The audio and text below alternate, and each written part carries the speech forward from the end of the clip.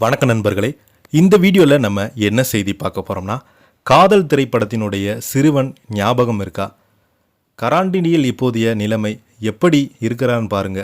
இணையதளத்தில் வைரலாகும் செய்தி. வாங்க என்ன தகவல்னு பார்க்கலாம். முதன்முறையாக நம்ம சேனலை பார்க்குறீங்கன்னா சப்ஸ்கிரைப் பண்ணாதவங்களாம் சப்ஸ்கிரைப் பண்ணிக்கோங்க. பெல் பட்டன் சிம்பளமிக்கி நம்ம சேனலோட நோட்டிஃபிகேஷனை எனபிள் பண்ணிக்கோங்க. நாங்கள் போடுற வீடியோ எல்லாமே உங்களுக்கு உடனுக்குடனே வந்து சேரும். பாலாஜி சக்திவேல் இயக்கத்தில் உருவான காதல் திரைப்படம் கடந்த 2004ஆம் ஆண்டு வெளியானது. பரத், சந்தியா, சுகுமார் உள்ளிட்டோர் நடித்திருந்தாங்க.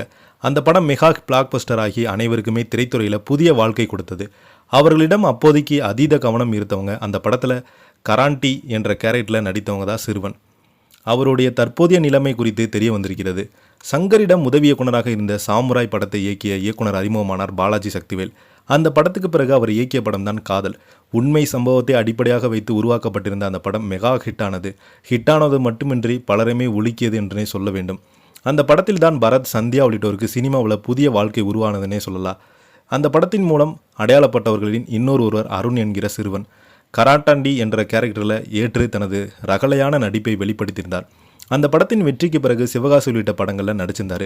என்ன நடந்ததுன்னே தெரியவில்லை. பெரிய நடிகராக வருவார் என்று எதிர்பார்த்த சூழலில் பாதியிலே காணாமல் போயிட்டார். இந்த நிலையில் அவர் குறித்து காதல் சுகுமார் முகநூல் பக்கத்தில் பதிவிட்டிருக்கிறாரு. தன்னுடைய முகநூலில் காதலில் கராண்டி கதாபாத்திரத்தை பார்த்தவங்க மறந்திருக்க மாட்டாங்க.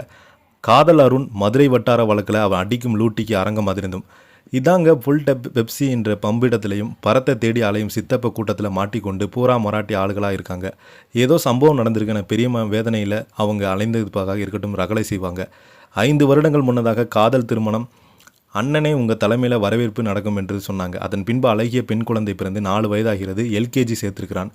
குழந்தை பிறந்த செய்தி என்னிடம் சொன்னதுமே நான் கேட்ட கேள்வி, நார்மலாக இருக்கியாடா தம்பி, மதுரை மீனாட்சி அருள் அண்ணா நல்லா இருக்கேன்னு சொன்னார். பெயர் அபர்ணா அப்படின்னு வச்சுருக்கேன். மதுரையில் ஜீவா நகரில் பர்னிச்சர் கடை ஒன்றில் வேலை செய்தேன். அவனது நன்னடத்தை பார்த்து முதலாளி தனியாக நசிதா பர்னிச்சர் என்ற பெயரில் கடை வைத்து கொடுத்திருக்கிறார். இயல்பான மனிதர்கள் போல அவனும் தனியாக சென்னையில் தங்கி வாய்ப்பு தேட முடியாது. என்னை நம்பி ஒருத்தர் வாழ்ந்திருக்கான்னு சொல்லியிருக்காங்க. அவங்க 2 பேர் தான் என் உலகம் என்று உற்சாகமாக வேலை தொடங்கினான். அவ்வப்போது மதுரை சுற்றி நடக்கும் படப்பிடிப்பு திரையில் வாய்ப்பு வந்தால் அதையும் தொடர்கிறேன். நல்லா இருப்படா தம்பி, அண்ணனே இருக்கிறேன் என்று நானும் தொடர்கிறேன் என குறிப்பிட்டிருந்தார். அவரது பதிவு இந்த சோசியல் மீடியாவில் வைரலாகி வருது. இதை பற்றி நீங்கள் என்ன நினைக்கிறீங்கன்னு கீழே உள்ள கமெண்ட் பாக்ஸில் மறக்காமல் பதிவிடுங்க. இந்த வீடியோ பிடிச்சிருந்தால் லைக் பண்ணுங்கள், ஷேர் பண்ணுங்கள். நன்றி, வணக்கம்.